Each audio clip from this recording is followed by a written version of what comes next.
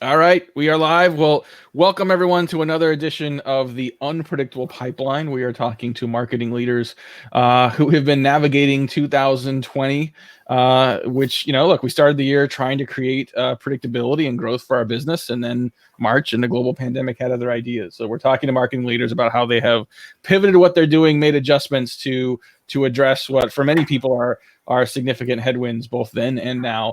Joining us in this session, Dana Poleg. She's the Vice President of Marketing and Sales Operations at Kaltura. And Dana, thanks very much for being part of this. Hey, Matt. Thank you so much for having me. All right, so we are recording this for posterity, for other people to watch. We are doing this live on LinkedIn and Facebook, so we may have some questions and comments that get posted as we do this. But Wonderful. Let's start with just explaining your role, and you have a unique role owning both sales operations and marketing. So your role at Kaltura, and then talk a little bit about what happened between January and late March for the business and for your team as well. Sure. So let me tell you a little bit about Kaltura. That would give you the context or the segue to the rest of our discussion. So Kaltura, we are a video company. We provide solutions for video conferencing, video collaboration, for town hall events, for remote learning, for online education, basically all the things that every single organization needs nowadays. We serve about 100 of the Fortune 500 list, and most of the Ivies are our customers, as well as many large organizations and many large educational institutions around the world. So that's a little bit of a context. And yes, I had both marketing and business operations. On the marketing side, we have a team of about 20 people. We handle demand generation, whether it's digital advertising, campaigns, events, the corporate website. We do content creation, the entire full cycle. We do sales enablement as well. We have a team that handles sales enablement. So we equip the sales team with sales tools and with training and support to support them as they go to battle, as they go to the field. And we also have a team of global SDRs. On the business operations side, we handle the business aspects of our business, whether it's forecasting, territory planning, account planning. And I actually think that those things complement each other, because being exposed or being in the details of the business side of things gives you a good perspective as you build your marketing plans. Oh, absolutely. And I want to get back to talking a little bit about sort of how you guys have uniquely been able to create some better integration between what sales and marketing are doing, given that you own both those sides. But I want to start with what happened at the beginning of the pandemic as business changed. And for a lot of people that we've talked to in this series, it's been a matter of managing decreased demand and sort of a reduction in business and demand. And you guys saw the opposite, which some people may say that's great. Zoom's having a great year and Kaltura's having a great year. But it's just an immediate change in increase, acceleration of demand creates its own challenges as well. Talk a little bit about what those challenges were that you faced and how you had to sort of pivot and triage through those really on a daily basis. Yeah, that's true. I mean, Kaltura is one of the lucky companies that are on the bright side of this unfortunate pandemic. And the past 6 months were nothing like anything we expected for it to be, or nothing like we planned for it to be. So as you said, we are experiencing an incredible market momentum. I mean, we've been pitching for remote collaboration, for remote communication, for online education forever. But then there was 1 week in March where it just clicked for everybody. Everybody started working remotely and everybody shifted to learning remotely. And the one thing that held everything and everyone together was video. And everyone immediately needed a video solution. So the demand was crazy. Another thing that happened is shorter sales cycle. So everybody needed video and everyone needed it right now. They couldn't wait. I mean, our usual sales processes are about 6 months on average, could be 9 months for large companies. And now we had to close deals in a day. And we had, as marketing, we had to equip the sales team with the tools to do that, to move fast. I mean, not just how do you issue a quote? How do you get a quote approved that fast? How do you deliver a project this quickly? Our value proposition shifted. I mean, before the pandemic, we focused more on the why And then we quickly shifted into how. I mean, we no longer had to teach people why video is needed or when to do a town hall event. People were interested in how to do it. How do I quickly shift into this hybrid model? How do I shift my entire recruiting to be online? How do I shift my R&D, my Scrum meetings to be remotely? So the content, from a content perspective, from our campaigns, everything changed. And also, when looking at my team, 100% of my team members had to change their roles in the past couple of months. I mean, some people, their jobs completely changed. Some just had to pivot. But SDRs, for example, we had a massive increase. We had to massively increase the capacity of our SDRs team to handle all this demand. So there was a point in time that we shifted people from other teams to act as SDRs. So we had office managers and recruiters, and basically everyone in the company, they were SDRs.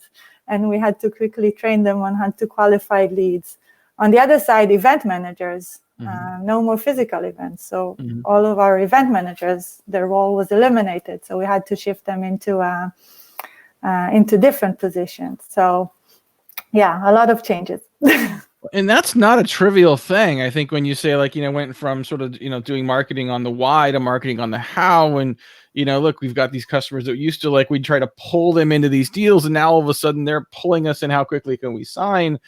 I mean, on the macro level, that sounds fantastic. At a micro level, like when you're changing people's jobs, talk a little bit about what that transition looked like, both in terms of helping people get comfortable with the role, as well as sort of managing those changes and those differences and learning a new job while everything around them, when you've got parents dealing with kids off and, spouses and partners that may be dealing with their jobs. I mean, there's so much going on outside of work in addition to their job change. What were some of the best practices you learned and put into practice just to manage and lead your team through this change as well? You're absolutely right. And it was interesting to see the way different people reacted to this shift. Some people are more adaptive than others. Some people are more flexible than others. I mean, I had a couple of team members that I just told them, hey, starting tomorrow, you stop doing this and you do this, and they boom, they just acted. While others, it took more time to transition. So I really had to work, and not just me, I had a lot of support. We really had to work with each of them separately to define what the new role is, to define what is required within this new role. And it wasn't clear from the get-go because, I mean, nothing was clear. So there was a lot of trial and error. There was a lot of fine-tuning. I think that back then on March and April, when I look back, we were changing strategy by the day in the first couple of days, really trying to understand what's going on out there, what the demand is, and how do we accommodate to that. And then we moved to changing strategies on a weekly basis. And I think now we're getting into a steady state where we know what's going on and what we're doing.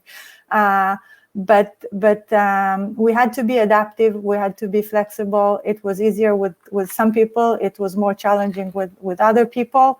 So yeah, and as you said, I mean, people were struggling in other fronts as well. Everybody is struggling. Well, I want to ask you a little more about sort of that. I mean, I'm frightened just thinking about sort of daily pivots on what you're doing. But as you do this in real time, that's just what you have to deal with.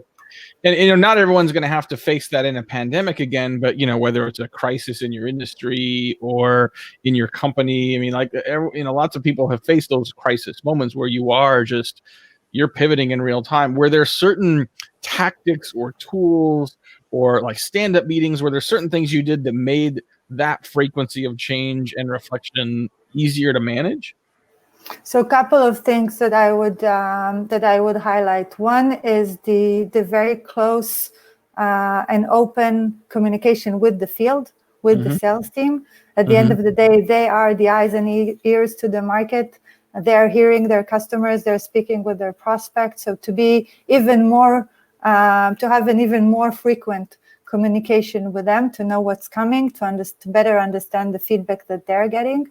Another thing again, speaking on communication, is to have a very, very frequent communication with your team members. I would speak with my team members a couple of times a day. We would brainstorm together, we would adapt together, and we would also do that as a team. I mean, we would have team meetings to understand and to brainstorm and to figure out the situation. Another thing we did was to look at some of our workflows. I mean, just one example is lead qualification, for example. We had to revisit the criteria for qualifying leads once this all started, because we started getting demands from different industries, from company in different sizes. The mix of services that they requested was slightly different. So we had to adapt not just the roles, but also some of the workflows that we were using. So you need to look at everything. But communication, I think, is key. That's awesome. And also admitting that, you don't know everything and you're not perfect and nobody is perfect, and that we're in this together and we're learning together.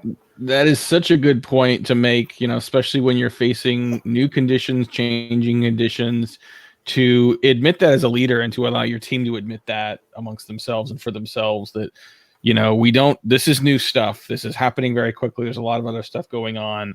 Let's give each other a little empathy and let's give each other a little grace as we work through this. Empathy is a good word. Yeah. That's how we're going to get through it. Well, I know you're super busy. You're not doing daily triage anymore, but no. You guys are killing over there. Thank you so much. One last question for you is, we're not out of the woods yet from a health standpoint, but we're starting to figure out our way from a business standpoint.